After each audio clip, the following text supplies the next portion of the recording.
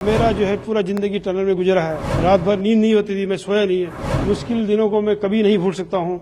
ये एक एक क्षण मेरे लिए बहुत ही कीमती, बहुत ही बहुमूल्य है। स्टार्टिंग में जब वहाँ पे ये हमको मालूम चला कि हादसा हो गया, एक्चुअली हम लोग एकदम फ्रंट में थे, आगे में काम चल रहा था। सुबह मॉर्निंग का टाइम था, 5 बजे का वक्त था।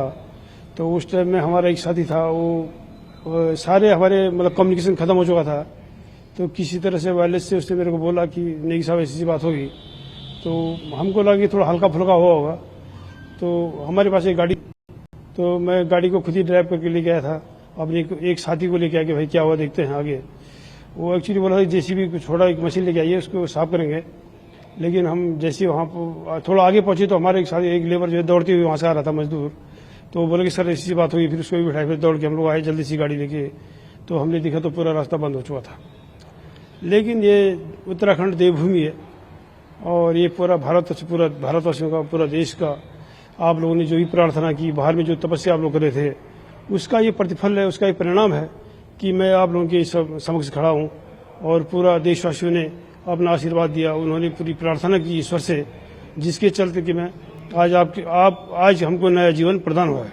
तो हम लोगों ने पाइपलाइन एक खोला, उसमें पंप स्टार्ट करके बीच बीच में हम लोग पानी छोड़ते रहे बाहर की तरफ। बाहर एक मैसेज आया, क्योंकि पूरा संपर्क कट चुका था। तो बाहर पानी छोड़ते रहे हम पाइप के जरिए कि उनको पता चले, रुक रुक के छोड़ा, एक बार छोड़ा फिर बंद कर दिया। एक्चुअली क्या कि अंदर में जो है ना पंप लगे हुए हैं, ऑटोमेटिक पंप है, अगर उसमें पानी भर जाएगा तो खुद ही चलेंगे, उसमें साइलेंसर है। फिर हमने बीच में पानी छोड़ा, फिर बंद किया। तो उन लोगों को पता लगा कि ये लोग हाँ भाई हैं। उन्होंने भी किसी तरह पहले एक पाइप में प्रयास किया, उसमें कई पाइप जो है बीच में डैमेज हो गया था, तो उससे उनको पता नहीं चल पाया। फिर दूसरा पाइप से उन्होंने फिर हवा छोड़ना स्टार्ट किया। फिर उनको पता, उन्होंने मैसेज भी छोड़ा, फिर उनको पता लगे ये लोग हैं। उसके बाद क्योंकि हम लोग, उनको पता है 17-18 घंटा हो गया, उन्होंने कुछ खाया नहीं। फिर उन्होंने सोचा, वो मतलब अब हमारे सारे इंजीनियर्स से न हो गया, इंजीनियरिंग कंपनी है। उन्होंने क्या किया कि वहाँ से जो है ना एक खीर होता है जिसको हम लोग प्रसाद के रूप में मंदिर में चढ़ाते हैं, उन्होंने उसको उसमें डाला, पाइपलाइन में डाला। हमारे पास मशीनें होती है, कंप्रेसर होता है जिससे हवा पास होती है, वो हवा से जो है खीर पास किया। उसके साथ में उन्होंने काजू भी डाले, बादाम डाला और बीच में जो है ये चने डाले। लेकिन जितना हमारे पास आता था, कुछ बीच में इतना डस्ट होता, पूरा टनल में डस्ट होता, हम लोग के ऊपर गिरता था। अभी भी मैं नहाया नहीं हूँ, बहुत दिन हो गया है, हमको टाइम ही नहीं मिला।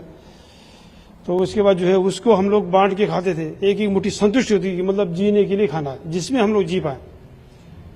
खैर हमारी कंपनी ने, हमारा मतलब ये उत्तराखंड सरकार ने, ये स्टेट गवर्नमेंट ने, सेंट्रल गवर्नमेंट ने, सबने इतनी कड़ी मेहनत की। एनडीआरएफ की टीम थी, हमारी मेडिकल की टीम थी, वो लोग बराबर, डॉक्टर साहब हमसे बात करते रहे, हमसे संपर्क बनाते रहे कि नेगी जी ये दवाई देना, ऐसा है, विटामिन डी, विटामिन सी, जो भी ये सब कुछ बोलते रहे। इतना ज़्यादा मैं विस्तार से बोल नहीं सकता हूँ, लेकिन फिर भी जो है बता रहा हूँ। तो वो क्षण, एक बार तो एक ऐसा क्षण भी आया कि मेरा पूरा ही संपर्क खत्म हो गया बाहर से, मतलब मेरा जो है दुनिया से संपर्क खत्म हो गया था। माँ बाप, भाई बहन, पूरा परिवार, कौन क्या कहाँ, कुछ भी मेरे को समझ नहीं आ रहा था। लेकिन मैंने अपना आप नहीं खोया। मैंने ऊपर से बोला, हे प्रभु, मेरे को 2 ही रास्ते चाहिए, दोनों रास्ते में कोई भी रास्ता क्लियर दे दे। या तो मैं मतलब या तो अपने पास लेके जा, नहीं तो हमको बाहर भेज दे, जो भी क्लियर कर दो। लेकिन फिर भी हिम्मत रखना बहुत जरूरी था। मुझे विश्वास था कि हमको बाहर जाना ही जाना है, पक्का जाना है। फिर 1-2 आते रहे, उसके बाद तो इन्होंने फिर 6 इंच का पाइप डाल दिया, जिससे कि हमारे पास बोतलों द्वारा ऐसे खाना आता था बाहर से, और उसी में पानी भी आता, खाना आता, सब कुछ आता, ड्राई फ्रूट, मतलब कोई हिसाब नहीं। अभी भी पूरा वहाँ जाएंगे तो पूरा एक गोडाउन लगा हुआ है फल फ्रूट का। कंपनी ने भी पूरा, बाहर में जितने भी लोग थे, जितने भी सहयोगी भाई थे, किसी ने तन मन धन से पूरा प्रयास किया, किसी ने कोई कमी नहीं की है। और वहाँ पे हमारे बड़े भाई साहब भी हैं, जो कि बहुत ही पूज्य हमारे लिए, हमारे पिता तुल्य हैं। उन्होंने बहुत ज़्यादा प्रयास किया। ये जो मैं कपड़ा पहना हुआ, ये भी उनकी ही देन है।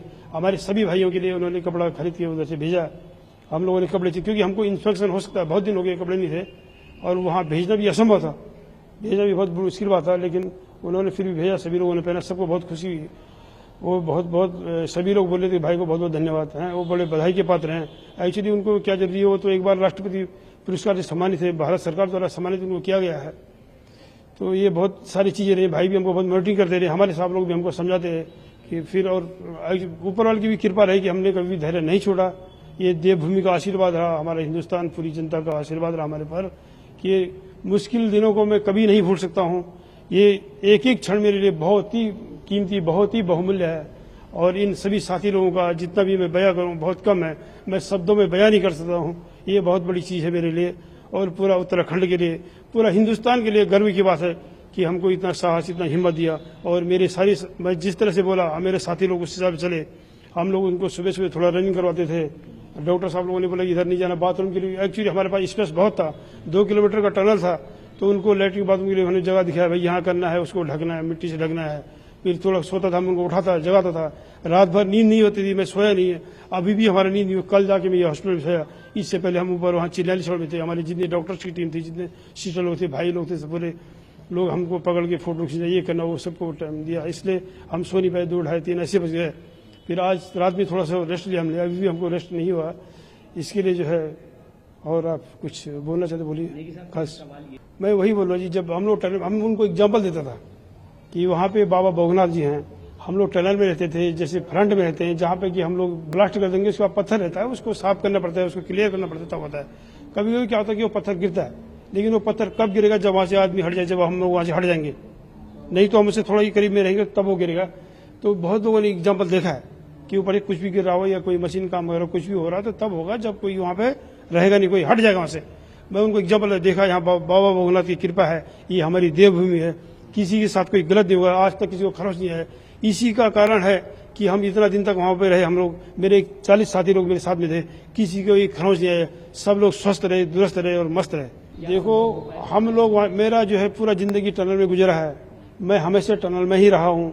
हम लोग सिर्फ, मैं मात्र सोने के लिए बाहर आता हूँ। मिनिमम कम से कम 12 घंटे ड्यूटी तो सभी की होती है। सिविल लाइन मतलब प्राइवेट जॉब में तो सबका 12 घंटा ड्यूटी होता ही है, उसी तरह हम लोगों का भी है। हम सिर्फ सोने के लिए बाहर आता हूँ और फिर टनल में ही ड्यूटी होती है। मैक्सिमम समय मेरा टनल में गुजरा है। इसी मेरे को एक्सपीरियंस है कि कैसे रहना है, कैसे क्या करना है।